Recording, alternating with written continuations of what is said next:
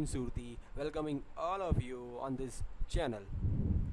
So, पिछले episode में हम लोगों ने देखा कि एंगुलर क्या है, एंगुलर को एक्चुअली में क्यों बनाया गया है.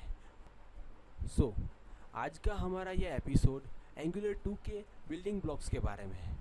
तो चलिए आइए उसके बिल्डिंग ब्लॉक्स के बारे में कुछ इन्फॉर्मेशन कलेक्ट करते हैं. जिस तरह से एक कार को एक जगह से दूसरी जगह जाने के लिए अपने व्हील्स और इंजन पर डिपेंडेंट रहना पड़ता है, ठीक उसी तरह से एक इंसान को चलने फिरने के लिए अपने पैरों का सहारा लेना पड़ता है. बस उसी तरह से एंगुलर 2 को एक सक्सेसफुल प्लेटफॉर्म बनने के लिए कुछ चीज़ों पे डिपेंडेंट रहना पड़ता है, जैसे कि फर्स्ट ऑफ ऑल मॉड्यूल, उसके बाद है कंपोनेंट्स, उसके बाद है सर्विसेज और उसके बाद में सबसे लास्ट में आता है राउटर्स. तो चलिए मॉड्यूल के बारे में कुछ जानते हैं. मॉड्यूल यानी अ ब्लॉक ऑफ कोड, ये तो हम सभी जानते हैं, मगर एंगुलर 2 में मॉड्यूल को एक स्पेशल पर्पस के लिए बनाया गया है.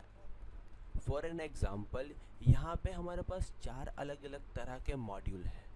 अब समझ लेते हैं, यहाँ पर हम क्लास बनाते हैं, फंक्शंस बनाते हैं और वैल्यूज़ डिफाइन करते हैं, ठीक है. अब यही सारे क्लासेस, वैल्यूज़ और फंक्शंस को ये वाले मॉड्यूल में हमें यूज़ करना है, तो हम क्या करेंगे, सिंपली हम ये वाले मॉड्यूल को ये वाले मॉड्यूल में एक्सपोर्ट कर देंगे, सो दैट जो उसकी वैल्यूज़ हैं, जो उसके फंक्शंस हैं, जो उसके क्लासेस है, वो सब का हम यूज़ कर सकते हैं ये वाले मॉड्यूल में. सो यहाँ पर क्या होता है, यहाँ पर जो रीयूजेबिलिटी का कंसेप्ट है वो भी क्लियर होता है. Now the second is components. Component दो चीज़ों का कलेक्शन है. फर्स्ट ऑफ ऑल मेटाडेटा और दूसरी चीज़ है जावास्क्रिप्ट क्लासेस.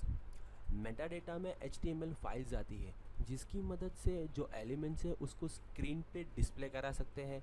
और सेकंड है जावास्क्रिप्ट फाइल्स, जावास्क्रिप्ट क्लासेस, जहाँ पे बिजनेस लॉजिक्स लिखा जाता है कि if a user clicks on a particular elements, so what the elements have to do. एक मॉड्यूल में मल्टीपल कंपोनेंट्स हो सकते हैं, मगर एक कंपोनेंट में मल्टीपल मॉड्यूल्स नहीं हो सकते हैं. फॉर एन एग्ज़ाम्पल, ये जो हमारी वेब एप्लीकेशन की स्क्रीन है, यहाँ पर हम 4 अलग अलग कंपोनेंट्स का यूज़ कर सकते हैं. फॉर हेडर बार मैं अलग कंपोनेंट्स का यूज़ करता हूँ, फॉर राइट बार मैं अलग कंपोनेंट का यूज़ करता हूँ, फॉर लेफ़्ट बार मैं कुछ अलग यूज़ करता हूँ, और फॉर द सेंट्रल पर्पस मैं कुछ अलग कंपोनेंट का यूज़ करता हूँ. Now the third one is services. So उसके लिए लेट्स टेक एन एग्ज़ाम्पल. यहाँ पे हमारे पास एक कंपोनेंट है, ये कंपोनेंट को सर्वर से डेटा चाहिए, तो उसके लिए यहाँ पे हम एक फंक्शन बनाते हैं जो ये काम करेगा. अब हमारे पास दूसरा भी एक कंपोनेंट है जिसको भी सर्वर से कुछ डेटा चाहिए, तो उसके लिए भी हम सेम फंक्शन बनाएंगे जो उसके लिए सेम काम करता होगा. तो यहाँ पे एक्चुअली में होगा क्या कि यहाँ पे डुप्लीकेसी का प्रॉब्लम होगा. सो इसीलिए हम सर्विस का यूज़ करते हैं. सर्विसेज क्या है, सर्विसेज एक्चुअली में एक क्लासेस है, एक क्लास है जो सर्वर से डेटा लाती है, उसको कॉन्फ़िगर करती है और उसको अलग अलग कंपोनेंट्स में डिवाइड करती है, या जिसको ज़रूरत होती है उसको वो प्रोवाइड करती है. Now the last one is routers.